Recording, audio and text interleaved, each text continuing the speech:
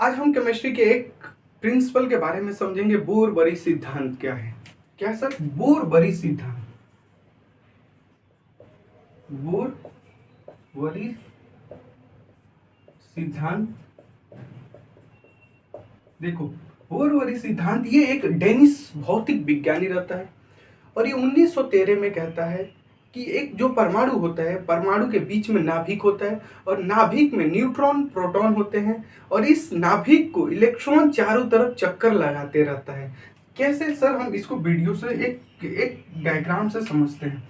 देखो, ये उसने कहा कि एक सेंटर हो गया, उसने कहा कि एक परमाणु हो गया, ये परमाणु के बीच में एक सेंटर हो गया, इसमें न्यूट्रॉन और प्रोटॉन होते हैं। जो इलेक्ट्रॉन है ये नाभिक के चारों ओर चक्कर लगाते हैं और हर एक एक्सिस में एक निश्चित इलेक्ट्रॉन होंगे। उसके लिए इसने फॉर्मूला दिया है। देखो, ये इलेक्ट्रॉन हो गए चारों तरफ बहुत तेज गति से क्या कर रहे हैं? मूव कर रहे हैं। किसके लिए मूव कर रहे हैं? ये नाभिक का चक्कर लगा रहे हैं। किसका? नाभिक का चक्कर लगा रहे हैं। ये न्यूक्लियस का चक्कर लगा रहे हैं। इसको क्या बोलते हैं? न्यूक्लियस, नाभिक। और ये है इलेक्ट्रॉन सेल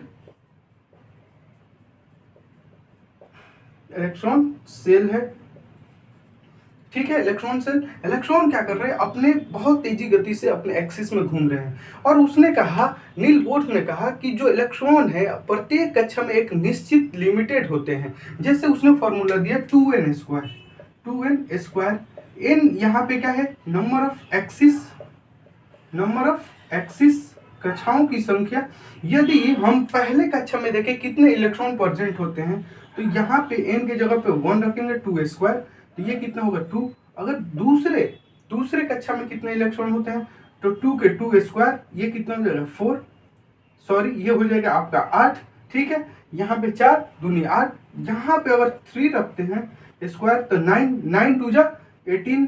यानी इसका मतलब पहला जो हमारा एक्सिस होगा उसमें 2 ही इलेक्ट्रॉन चक्कर लगा रहे होंगे, दूसरा में 8, तीसरा में 18, ये चक्कर लगा रहे हैं बहुत तेजी गति से। यदि इन इलेक्ट्रॉन को एनर्जी दे दिया जाए, एनर्जी लेते हैं तो ये चले जाते हैं ऊपरी कक्षा में, ऊपरी एक्सिस में।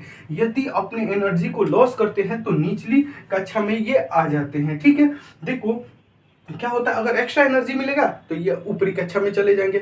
जब तक रहेंगे ऊपरी कक्षा में, जब तक कि इनका एनर्जी वहां से खत्म ना हो जाए तब तक रहेंगे वहां।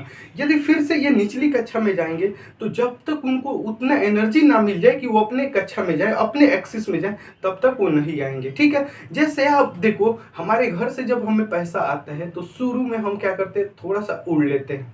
ठीक है, उड़ लेते हैं। फिर से क्या होता है? पैसा समाप्त होता है, अपने जगह पे आ जाते हैं ना कुछ दिन बाद। लेकिन महीने के अंत तक हम एक ही बार निचले जो हमारा एक्सिस है, सबसे निचले एक्सिस में आ जाते हैं, क्योंकि उस समय तक सारा पैसा खर्चा हो जाता है। फिर जब पैसा आता है हम साधारण अपने रियल लाइफ जीने लगते हैं। फिर ज्यादा पैसा आता है तो हम ऊपर चले जाए। ये प्रक्रिया इसके साथ चलता है। ठीक है, और ये अगर देखो तो रदरफोर्ड ने इसको क्या कहा? सौर मंडल की तरह क्यों कहा कि जो हमारा न्यूक्लियस है ना, इसको मान लो सन, और जितने भी ये चक्कर लगा रहे हैं ये इलेक्ट्रॉन, ये है हमारे ग्रह। जैसे हमारे सन को हमारे 8 प्लैनेट क्या करते हैं? चक्कर लगाते रहते हैं। उसी तरीके से ये सिद्धांत है। तो हम अगर चाहें तो हम लिख सकते हैं कि सर, पहला नील बोर्स ने कहा कि यदि इलेक्ट्रॉन अपनी कक्षा में घूमेगा तो एनर्जी लॉस नहीं करेगा, यदि ऊपरी कक्षा में जाना चाहता है तो एक्स्ट्रा एनर्जी की जरूरत पड़ेगा। यदि निचली कक्षा में आना चाहता है तो उसको अपनी एनर्जी को खोकर आना पड़ेगा। वो तब तक रहेगा जब तक कि उसको एक्स्ट्रा एनर्जी ना मिल जाए ऊपर जाने के लिए, तब तक नहीं जाएगा। ठीक है, तो ये सिद्धांत कैसा रहा और कैसे, क्या आपको समझ में आया? तो आप वीडियो को शेयर करेंगे और वीडियो को लाइक भी करेंगे। Thank you.